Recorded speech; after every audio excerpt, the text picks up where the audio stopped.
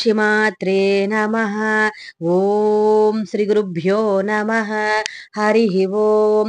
అందరికీ నమస్తే అండి. అందరూ కూడా అమ్మవారి అనుగ్రహంతో అందరూ బాగుండాలని మనసారా అమ్మవారిని ప్రార్థిస్తూ ఉన్నాను. ఈ రోజున మనం సౌందర్య లహరిలోని 60వ శ్లోకం గురించి అయితే మనము విందాము. ఈ 60వ శ్లోకంతో కనుక పారణ చేసినట్లయితే సకల విద్యాలాభము అవుతుందని చెప్తూ ఉన్నారు. విద్యార్థులకి చదివింది మర్చిపోకుండా ఉన్నత స్థాయికి ఎదుగుతారు, మంచి చదువు వస్తుంది అని చెప్తూ ఉన్నారన్నమాట. తర్వాత పారణ చేసిన తర్వాత అమ్మవారికి ఏ నైవేద్యం పెట్టాలి, ఎన్ని రోజుల పారణ చేయాలి అనేటువంటి విషయాలన్నీ కూడా ఈ రోజునైతే విందాము. ముందుగా అవతారికలో చెప్తూ ఉన్నారు, ఈ శ్లోకంలో శ్రీదేవి చెవుల కుండలముల జనత్కారములను వర్ణించారు. శ్లోకం అయితే విందాము. సరస్వత్యా సూక్తిరమృతలహరి కౌసలహరి పిబంత్యా సర్వాణి శ్రవణ చులుకాభ్యామ విరళం చమత్కార శ్లాఘ చలిత శిరస కుండలగణో జనత్కారై సారై ప్రతివచన మాచష్టైవతే. ఇది శ్లోకం అన్నమాట. పద విభాగం ఏ విధంగా చేసుకుని చదువుకోవాలి అనేదైతే విందాము.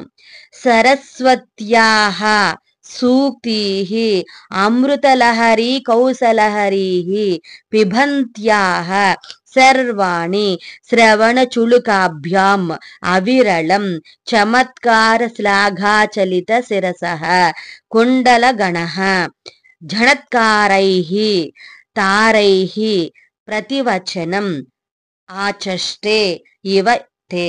ఈ విధంగా మనము పద విభాగం అయితే చేసుకుని చదువుకోవాలి.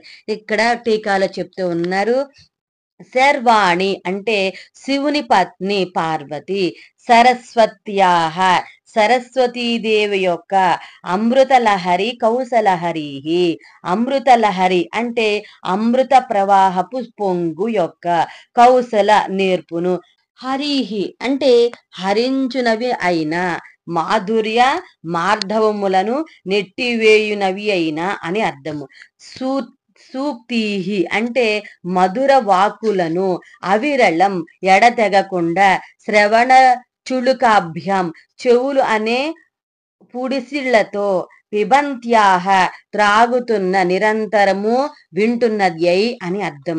చమత్కార శ్లాఘ చలిత శిరసః చమత్కార సూక్తులందరి చమత్కారములను అని అర్థం.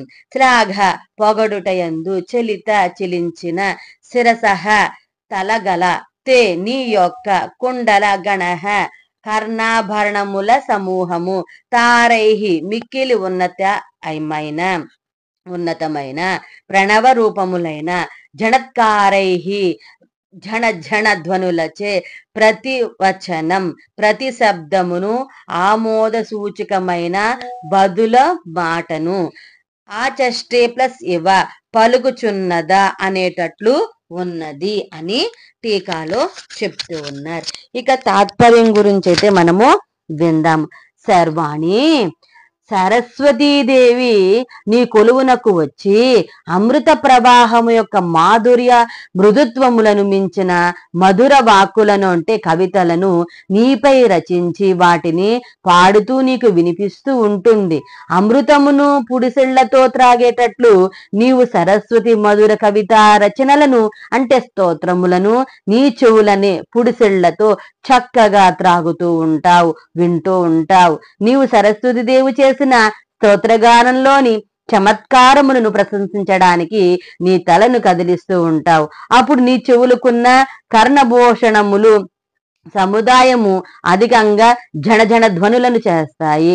ఆ జనజన ధ్వనులు సరస్వతీదేవి కవిత్వంలోని భావములకు అంగీకారాన్ని తెలిపే నీ ప్రతి వచనములు ఏమో అన్నట్లు ఉన్నాయి. ఇక్కడ గమనికలు చెప్తూ ఉన్నారు, ఈ శ్లోకంలో అమ్మవారి కర్ణాభరణములను గూర్చి వర్ణించారు. ఇక మనము వివరణ అయితే విన్నాము. శ్లోకం విన్నాం కదా, ప్రతి లైన్కి కూడా వివరణ అయితే విన్నాం. మొదటి లైన్, సరస్వత్యా సూక్తి అమృత లహరి కౌసలహరి.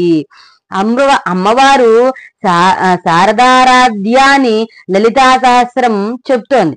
సరస్వతీదేవి పార్వతి యొక్క చెలికత్తె. ఈమె శ్రీదేవి కొలువుకు వచ్చి మధుర కవితలను పాటలుగా పాడి శ్రీదేవికి వినిపిస్తూ ఉంటుంది. సరస్వతి సూక్తులంటే సరస్వతి దేవి మధుర వాక్కులు. అవి అమృత ప్రవాహాన్ని మించిన మాధుర్యంతో ఉన్నాయి. అమృత లహరి అంటే అమృత ప్రవాహములని అర్థం. అమృత ప్రవాహము మధురాతి మధురంగా ఉంటుంది. ఆ అమృత ప్రవాహం యొక్క కౌశలహరిహి అంటే నేర్పును హరించేవి. ఆ సరస్వతీదేవి మధుర కవితలు, సరస్వతి వినిపించే మధుర సంకీర్తన వచనములు అమృత ప్రవాహం యొక్క సౌభాగ్యాన్ని, మాధుర్యాన్ని, మృదుత్వాన్ని మించిపోయాయి. అంటే సరస్వతీదేవి అమృత ప్రవాహాన్ని మించి మధురంగా పాడుతోంది.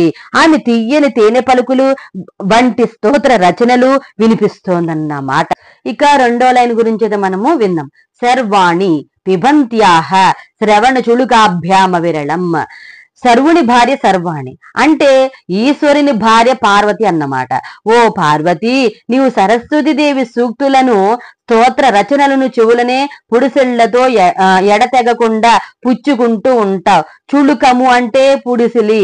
మనము పుడిసిలతో త్రాగుతాం. సరస్వతి గాన మాధుర్యాన్ని శ్రీదేవి చెవులతో వింటోంది. పుడిసిళ్లతో అమృతాన్ని త్రాగినట్లుగా చెవులతో సరస్వతి మధుర స్తోత్ర గానాన్ని శ్రీదేవి వింటోందని భావం. శ్రీదేవి సరస్వతి గాన మాధుర్యాన్ని అవిరడం అంటే ఎడతెగకుండా అదే పనిగా వింటోంది అని అర్థము. మూడో లైన్ గురించి అయితే మనము విందాం. చమత్కార శ్లాఘా చలిత శిరసః. సహజంగా తీయని పాటలను వింటున్నప్పుడు దానిలో మాధుర్యాన్ని మెచ్చుకుంటూ మనము తలలను ఆడిస్తాం. అలాగే శ్రీదేవి సైతం సరస్వతీదేవి చేసిన స్తోత్రాల్లోని చమత్కారాన్ని మెచ్చుకుని ప్రశంసించడానికి తన శిరస్సును కదుపుతోంది. శ్లాఘాచరిత శిరసః అంటే ప్రశంసకై శ్రీదేవి శిరస్సును చలింపజేస్తోందని భావం. అంటే శ్రీదేవి సరస్వతి కవితలను మెచ్చుకుంటూ తల ఆడిస్తోంది అని అర్థం. తర్వాత నాలుగో లైన్ గురించి అయితే మనం విందాం.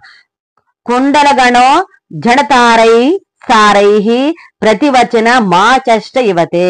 శ్రీదేవి సరస్వతి చేసిన స్తోత్రములను మెచ్చుకుంటూ తల ఆడించగానే ఆమె చెవులకు ధరించిన కుండల గణహ అంటే కుండలములు జనజనమని గట్టిగా ధ్వనించాయి. జనత్కారముల సారైహి, జనత్కారముల తారైహి అంటే చాలా బహుళంగా ఉన్నాయి. తల ఆడించగానే చెవులకున్న కుండలాలు జనజనమని గట్టిగా ధ్వని చేశాయన్నమాట. ఆ ధ్వనులు సరస్వతి గానాన్ని అంగీకరిస్తూ శ్రీదేవి చెప్పిన బదులు మాటలా అన్నట్లు ఉన్నాయట. సరస్వతీదేవి కవితములోని భావము బాగున్నది అని, భావము ఇలాగే ఉండాలని శ్రీదేవి ఆమె కవితలకు అంగీకారాన్ని తెలుపుతోందేమో అన్నట్లు ఆ ధ్వని ఉంది. ప్రతివచనం అంటే ఆమోదము తెలిపే బదులు మాట అని అర్థం. ఆచష్టే ఇవ అంటే చెప్పుతోందా అన్నట్లు ఉంది అని అర్థం. కుండలమ్ములు చేసే చమత్కారములు వింటూ ఉంటే శ్రీదేవి సరస్వతి సూక్తులు బాగున్నాయి అని అంగీకరిస్తూ చెప్పే ఆమోద వాక్యాలేమో అన్నట్లు ఉన్నాయి అని భావం.